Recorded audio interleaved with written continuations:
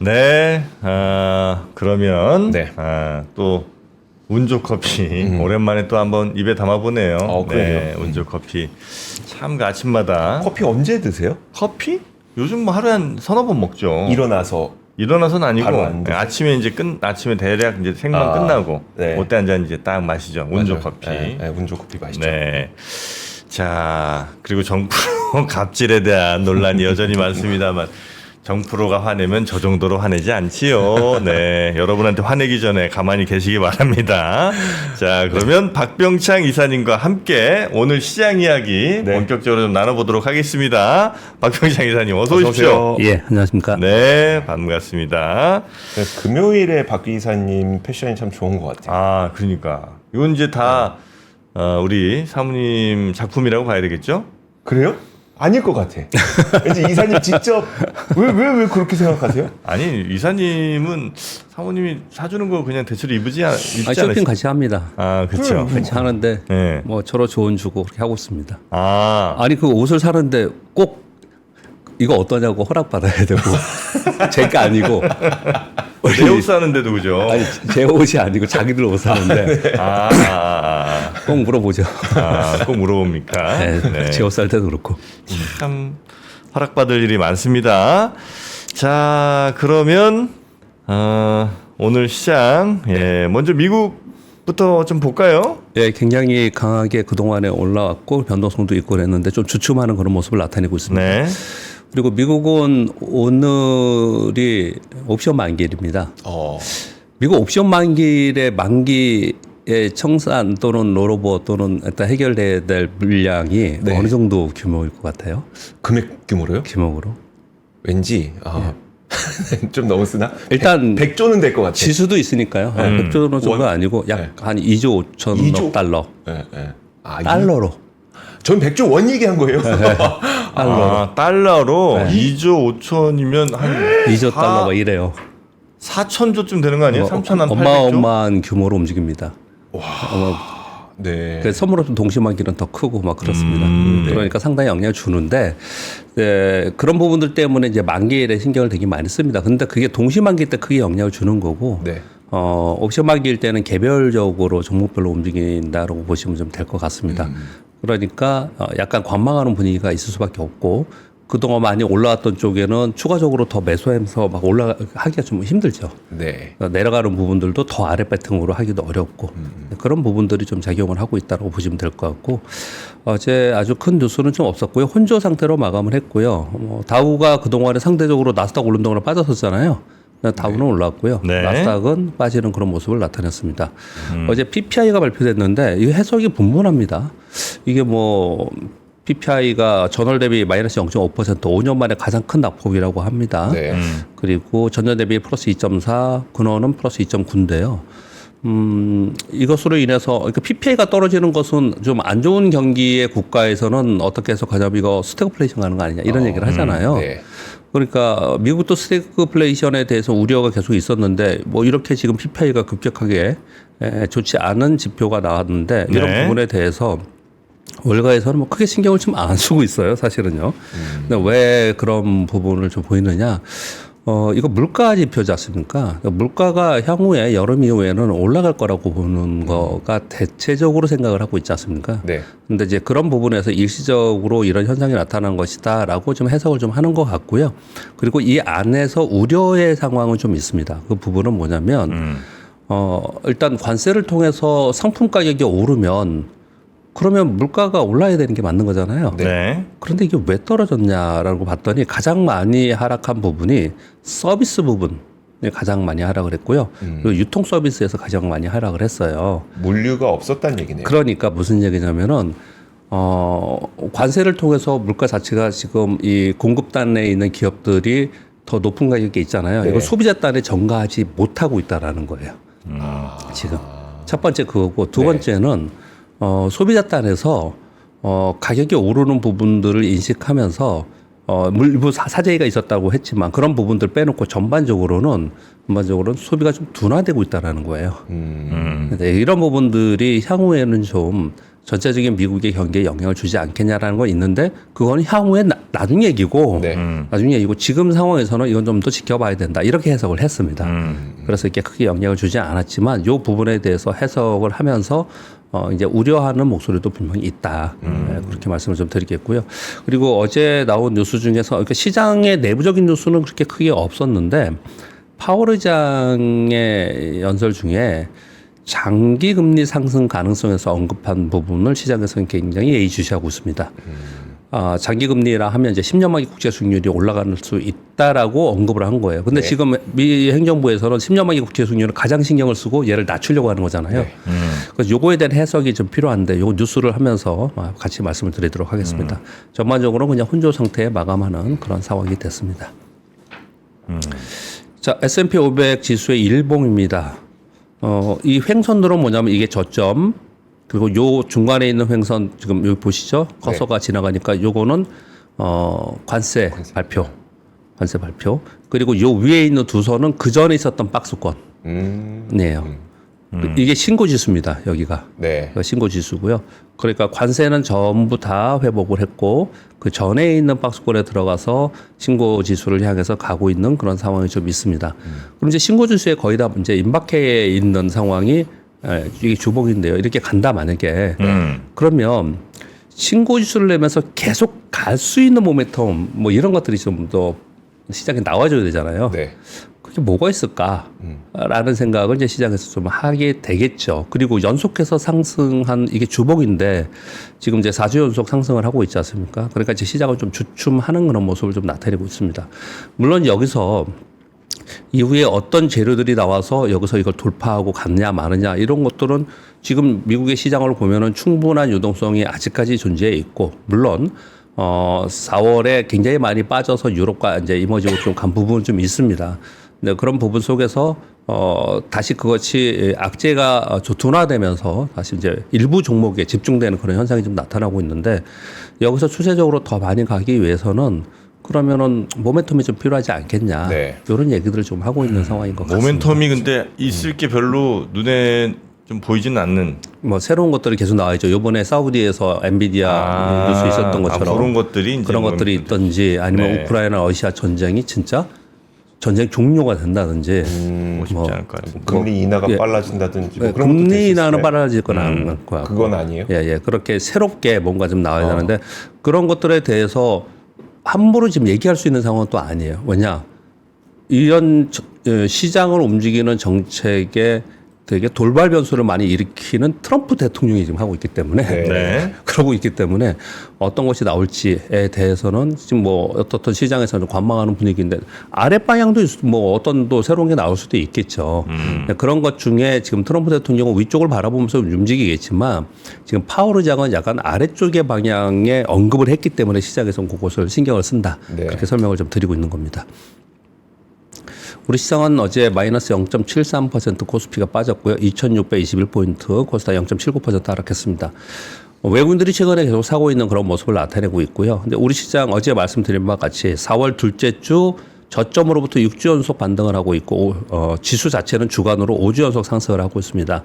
그러니까 아무래도 좀 부담스러운 그런 모습을 나타내고 있고 특히 이번 주에 들어서 보니까 두 가지 특징이 있더라고요. 네. 하나는 국내 기관들이 차익 실현 매물이 좀 나오고 있어요.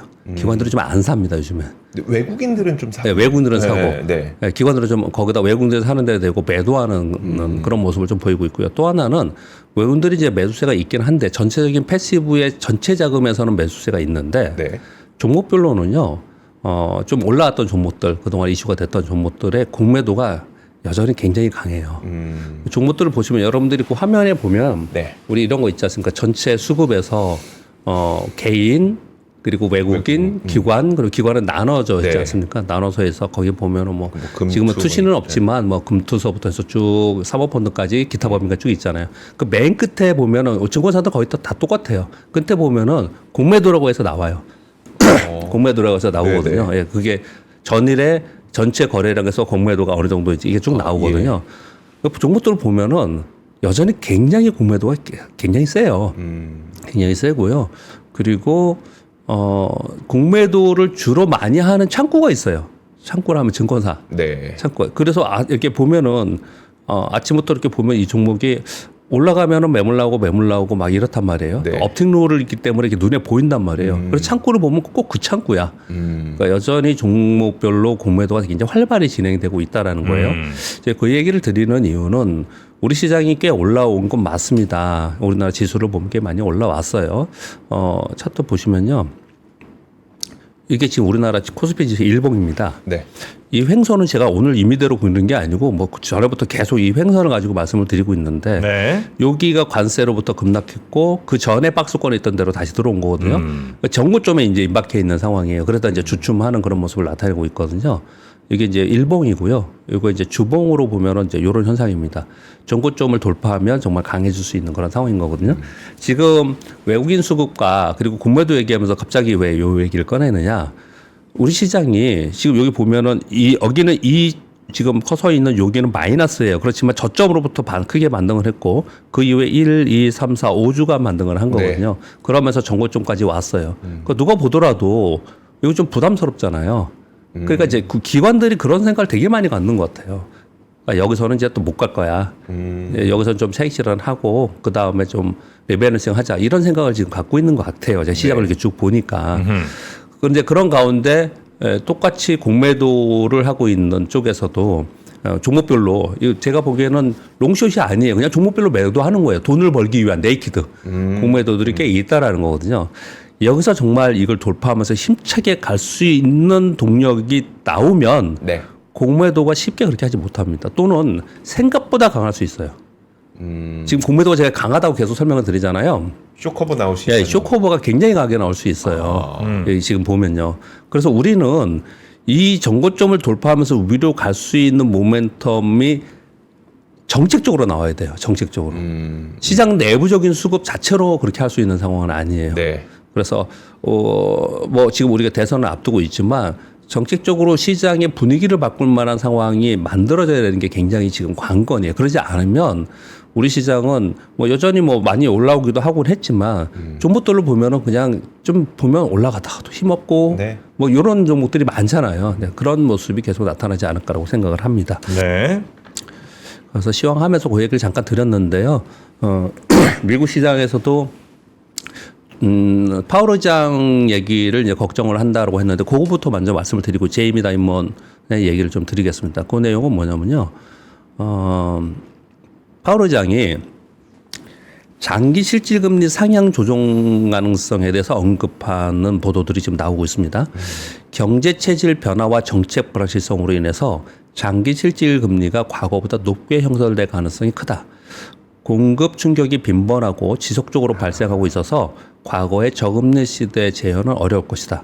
결국 중립금리 수준의 구조적 상향으로 인해서 통화 정책이 우려된다. 이거 월가에서 생각하는 거예요. 그래서 네. 기대 수준을 하향화되지 않겠냐. 이게 도대체 무슨 말인가?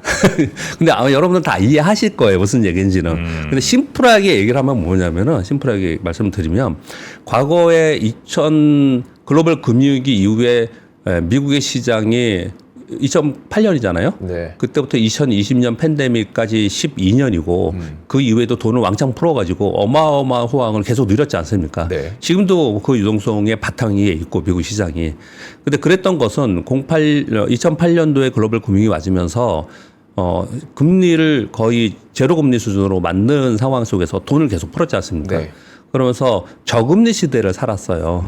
근데 이 얘기는 뭐냐면 지금 구조적으로 변하고 있다라는 얘기를 좀 하는 거예요. 네. 그 특히나 이번에 관세 불확실성으로 인해서 물가가 오르면서 이제 저금리 시대는 가지 못할 가능성이 높다라는 얘기를 계속 하고 있으면서 네. 그러면서 우리가 금리가 지금 4.25에서 4.5%잖아요. 네. 그래서 이거 지금 국채 수익률하고 비교해 보면은 그래도 한 4% 아래까지 떨어져서 한 3.5%에서 3.75 이 정도까지 가야 되지 않겠냐는 게 시장에서 바라보는 관점이에요. 네. 국채 수익률을 보면은.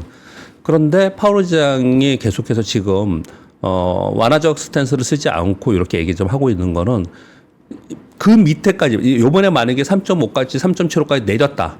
그러면 그 이후에 또 추가적으로 더 내릴 가능성에 대해서 생각하면서 1차적으로 보험적으로 내려야 되잖아요. 네. 그런데 어쩌면 그 밑에까지는 한 그 3%, 3.5% 아래까지는 한도가 못 갈 수 있다. 그러면 우리의 룸은 네. 우리의 룸은 한 100bp 정도가 있다. 네. 그럼 그 100bp 정도를 가지고 지금 우리가 고민해야 되는 거기 때문에 지금 함부로 못하다. 이 얘기를 지금 하고 있는 거예요. 이 얘기가. 그러니까 시장이 생각하는 것처럼 아주 다이내믹하게 더 많이 인하시켜서 예전처럼 뭐 예전에 중립금리를 어떻게 가지고 얘기했냐면 2.5, 2.75 이렇게도 얘기했었어요. 그거보다 높아질 수 있다라는 얘기를 지금 하고 있는 거거든요. 네. 이 얘기는 시장에서는 악재입니다. 그렇겠네요. 이 얘기는 시장에서는 악재예요. 그래서 이 부분이 시장에서 어떻게 해석을 할지 그리고 이게 지금 상충됩니다. 트럼프 행정부하고. 네. 트럼프 행정부에서는 10년 만기 국제 수익률을 하향 시키면서 금리 인하를 계속 하라고 얘기를 하고 있는 거거든요. 그래서 또 한편으로는 어떤 생각이 드냐면 이런 걱정이 얘기를 하면서 파월 의장이 트럼프 행정부에 대고 자 들어봐라. 우리 이렇게 생각한다. 우리 이렇게 생각하고 있으니 행정부한테 보내는 메시지. 저는 이거 읽으면서 그렇게 하지 않았다 하더라도 네. 읽으면서 저는 요 얘기 보도를 보면서 자 우리 이렇게 생각을 하고 있어. 여기서 관세 갖고 계속 이렇게 하고 이거 지금 해소되지 않으면 이건 우리는 이렇게 할 수밖에 없고 상당히 고금리의 상태에서 있으면서 경기가 둔화될 수도 있어라는 뉘앙스를 계속 주고 있는 게 아닌가라는 생각이 들어요. 저는요. 이런 얘기들이 좀 있었습니다. 네. 지금 요 얘기에 대해서 어제 월가에서 가장 중요하게 생각한 부분 중에 하나였고요. 또 하나는 어떤 거였냐면은 제이미 다이먼 JP 모건 연례 글로벌 시장 컨퍼런스가 있었습니다. 시장은 지금 신고지수 역사 신고지수 근처까지 갔잖아요. 네.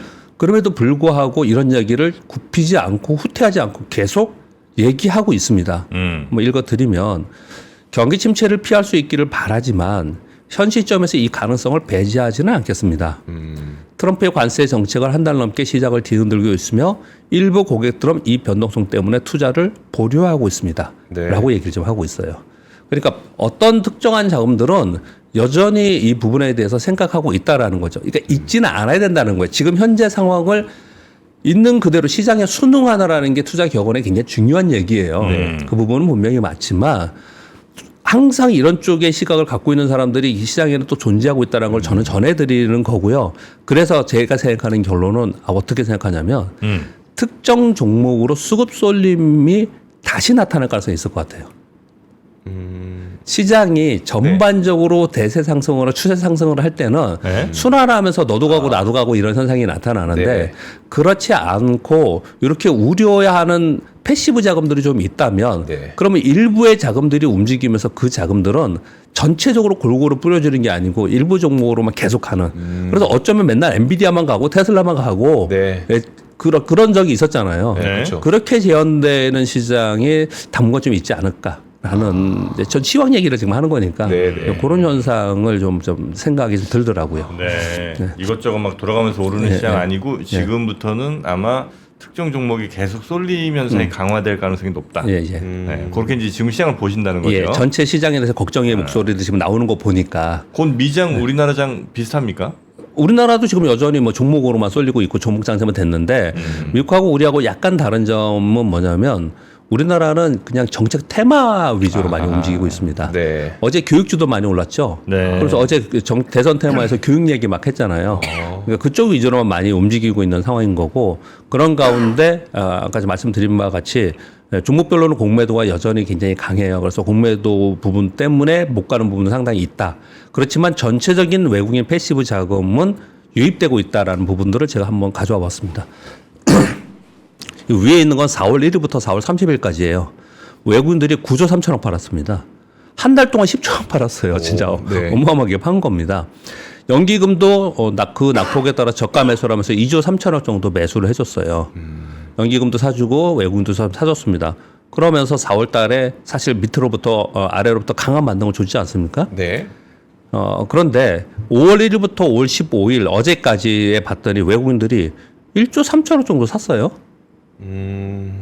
지금 보면은 네. 외국인들이 4월 말까지에 하고 5월 들어서는 이 패시브 자금의 스탠스가 달라졌어요. 네. 그런데 기관들은 이제 안 사요. 우리 기관들은 지금 사지 않고 있습니다. 제가 시황하면서 요 말씀을 드리는 거예요. 그러다 보니까 종목별로는 기관들이 액티브 자금들이 움직이면서 이렇게 활발하게 순환하면서 움직여야지 우리 체감적으로 좋거든요. 네. 그렇지 않고 종목별로 보면 다 미적거리고 있는 거예요. 그래서 일부 종목만 움직이고 있는 거고.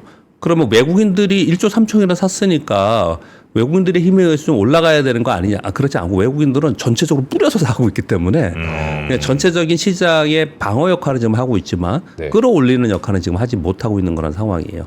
가장 베스트는 외국인과 연기금이 같이 사든지, 기관이 같이 사든지 네. 아니면 주체가 3대 주차잖아요. 개인 외국인 기관이지 않습니까? 그럼 한 군데서 팔고 나머지 두 군데서 사면 그래도 괜찮아요. 네. 그래도 괜찮거든요. 근데 한 군데서 사는데 나머지 두 군데서 팔아. 그러면 힘은 그렇게 세지 못하는 그런 상황이 좀 됩니다. 물론 우리나라 지수는 외국인 영향이 가장 큽니다. 네. 지금 요 며칠 사이에 SK 하이닉스와 삼성전자는 외국인들이 계속 샀습니다. 근데 누가 파느냐? 기관들이 계속 팔아요. 약하잖아요, 종목들이.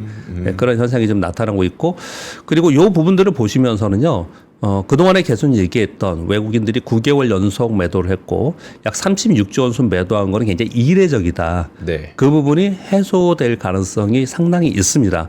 그래서 이렇게 해소되는 과정 속에서 분위기만 좀 바뀌어지면 외국인들은 우리나라에 좀 들어오면서 우리 시장의 하반기를 기대해 볼 수 있다라는 논리가 요즘에 우리 시장 강세론을 얘기하는 사람들의 얘기들이에요. 네. 그런 가능성은 지금 보여주고 있다. 처음에 이제 그렇게 좀 말씀을 드리겠습니다. 그리고 뉴스 말씀드릴게요. 아까 뉴스3에서 전해 주셨습니다. 미국과 러시아, 우크라이나 3국 정상회담이 무산되는 걸로 지금 뉴스가 나오고 있습니다. 사실 이게 직접적으로 무슨 시장에 영향이 있겠냐라고 생각하실지 모르겠지만 이게 되면 시장은 완전히 달라질 가능성이 높아요. 이게 지금 만약에 우크라이나 러시아 전쟁이 종전이 되면 네. 이 분위기 진짜 많이 달라질 가능성이 높아요. 그래서 아마도 미국은 신고 지수 낼 수도 있죠. 이게 굉장히 중요한 부분인데 네. 실망스럽게 참여하지 않는다고 하는데 글쎄 뭐 맨날 왔다 갔다 하니까 왔다 갔다 하니까요. 근데 저는 하반기에는 트럼프 대통령이 여기 신경 많이 쓰지 않을까 이렇게 개인적으로 생각을 합니다. 그렇게 말씀드리겠고요. 그리고 어제 유가가 좀 떨어졌었는데 이란이 미국과 조건부 핵합의에 체결할 것이라는 이란 고위 인사들의 워딩들이 좀 나왔습니다. 이거 뉴스가 많이 됐습니다. 네. 미국이 경제 제재를 즉각 해제할 경우 고농축 우라늄을 폐기하고 민간용 저농축 우라늄만 유지할 의사가 있다. 트럼프 대통령은 이란이 핵무기를 영구적으로 포기해야만 합의가 가능하다. 그래서 이란 측에서는 영국, 프랑스, 독일과 핵 문제를 협의를 진행하면서 미국과 협상이 앞서서 먼저 유럽하고 먼저 협상해가지고 확인하고 그 다음에 미국을 하려고 한다. 이런 얘기 뉴스들이 계속 나오고 있거든요. 미국은 하고 싶어 하지 않을까요? 사실은. 네. 예전에 우리가 이런 의심들을 많이 했습니다. 미국이라는 국가는 전 세계의 전쟁을 꼭 한 군데서는 잡음을 내는 것 같더라. 그런 얘기 예전에는 그런 얘기도 많이 있었어요. 예, 그런 게 많이 있었는데 지금 그러니까 미국이 의도하는 부분들에 대해서 전 세계가 움직이는 거는 우리가 뭐랄까요 인정하지 않을 수 없잖아요. 그런 부분도 좀 있지 않습니까? 근데 지금 미국은 유가를 유가를 내리고 싶어합니다. 네. 그걸 내리고 싶어합니다. 그러면 이 부분은 좀 진행이 되지 않을까라고 좀 생각을 좀 할 수 있는 거고 이거는 굉장히 큰 뉴스예요. 유가 부분에서는 네. 예, 그렇게 좀 전해드리겠습니다. 그리고 파월에 대한 얘기를 말씀드렸고요. 어제 그리고 트럼프 대통령이 애플 팀쿡하고 좀 언쟁이 좀 있었다라고 보도가 좀 나오고 있죠.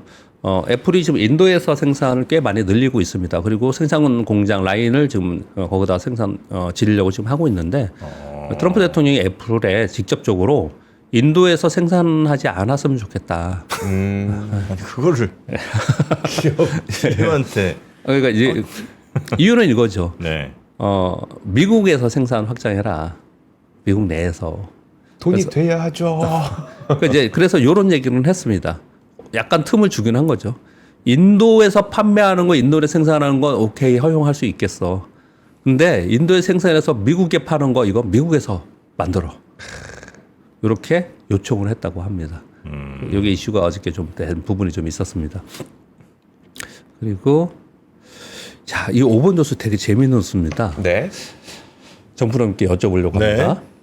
테슬라가 로봇이 배달하는 택배 사업 진출 검토하고 한다고 합니다. 이걸 일론 머스크가 직접 아이디어를 검토하고 준비를 하고 있다고 합니다. 이름을 라스트 마일 사업 계획이라고 합니다. 네. 무인 자율주행 차량에 로봇을 탑재해서 어디 가는 거는 자율주행을 갈 수 있잖아요. 하죠. 예. 가서 로봇이 들고 가서 집 앞 문 앞에 갖다 놔주는. 배달하는 방식으로 자율주행 기술과 로봇공학을 결합한 새로운 물류를 혁신을 하겠다라는 계획을 하겠다는 거예요. 네. 이게 가능성을 어느 정도 보시고 얼마나 빨리 이게 할 수 있을까요? 그러니까 이제 사이버캡에 저기 옵티머스가 탔는데 네, 옵티머스가 택배 들고 타고 있다는 얘기잖아요. 네. 뭐 기술적으로 지금 거의 다 되지 않았어요? 예.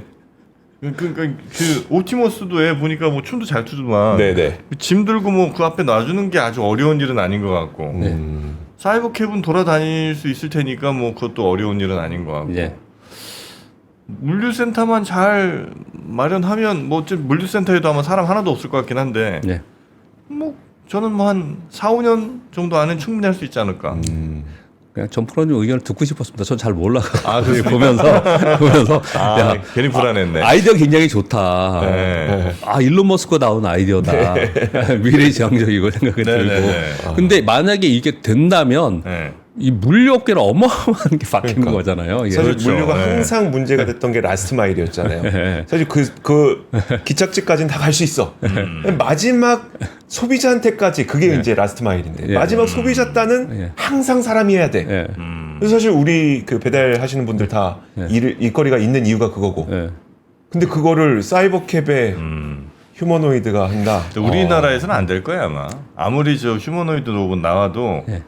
그 생수 60병짜리 저 빌라 5층까지 계단으로 못 올라가거든요. 이게 등으로 업어야 되거든요. 안 돼, 안 돼. 맞아요. 근데 요걸 하기 위한 전제 조건이 이 시간이 꽤 걸릴 거라서 또 생각도 드는데 네. 지금 전 프로님도 4, 5년 말씀을 주셨는데 이게 보면 우리가 왜 식당 가면은 로봇이 와가지고 우리 접시 가져가고 막 요즘 이런 그런 거 해요. 이런 거 예. 굉장히 많잖아요. 예. 근데 그 지점 스팟 지점에 인프라에 얘가 오는 시스템들이 되어 있기 때문에 그러는 거잖아요. 예. 네. 그러면 이제 우리 그 자율주행차가 자율주행을 이제 눌러놓으면은 그 지점에 갈 수 있는 거는 이미 우리는 그 시스템이 되어 있잖아요. 네. 그 되어 있지 않습니까? 그게. 그러니까 그 지도가 있는 거고 GPS가 있는 거고 GPS가 되어 있잖아요. 네. 그러면 만약에 개인들의 집까지 가정까지 이렇게 하려면 저 가정에까지 다 그렇게 되어 있어야 되잖아요. 그건 네이버가 따지고 잘해요. 따지고 보면은 그건 네이버가 잘해. 법률 매핑은 네이버가 잘해. 왜냐하면 우리 생각이 그렇게 뭐랄까 우리는 지금 로봇의 하드웨어만 많이 생각하잖아요. 네. 관절이 굽히고 막 춤추고 이런 데 많이 생각하는데 그러면은 이렇게까지 만약에 그런 인프라가 구축되지 않은 상태에서 가정한다면은 로봇이 인지하고 가야 되잖아요. 그렇죠. 네. 인지하고 가야 되잖아요. 네, 그런 부분들이 상당히 인프라가 되어 있어야 되지 않겠나 생각합니다. 지금 사실은 전기차와 자율주행 역시도 우리나라의 지금 미국의 도시나 중국에서는 어떤지 모르겠는데 저도 거기 가서 안 타봤으니까 모르겠는데 네. 우리나라 자율주행이라는 거는 그냥 운전자 보조입니다. 네. 운전 보조지 않습니까? 네, 자율주행이. 그 얘기는 아직 인프라가 안 돼 있기 때문에 그런 거지 않습니까? 그렇죠. 네, 그런 부분들을 보면 단계적으로 가야 되는 부분인데 상당히 흥미로운 뉴스이죠. 네, 그러네요. 굉장히 많이 바뀔 거라 생각이 들어요. 이렇게 되면. 네. 그리고 우리나라 정부에서 이번 달에 대규모의 ESS 배터리 ESS 사업 입찰 공고를 한다고 합니다. 전국 단위로 처음 추진되는 배터리 기반 에너지 저장 사업 장치 사업인데요. 요걸 가지고 우리나라 이제 3사가 있죠. 네. LG엔솔, 삼성 SDI, 그리고 SK온에서 이제 네. 격돌하고 있다는 뉴스인데 이런 부분들은 지금 2차 전지 쪽이 워낙 안 좋으니까 네. 이런 부분들이 이렇게 조단이라고 하니까 어느 정도 좀 숨통을 틀 수 있는 그런 사업이 아닌가 이런 얘기를 좀 하고 있는 거고 지금 대선 정책에서도 이런 얘기를 되게 많이 합니다. 네. 네. 에너지 인프라 정책들을 계속 얘기하고 있거든요.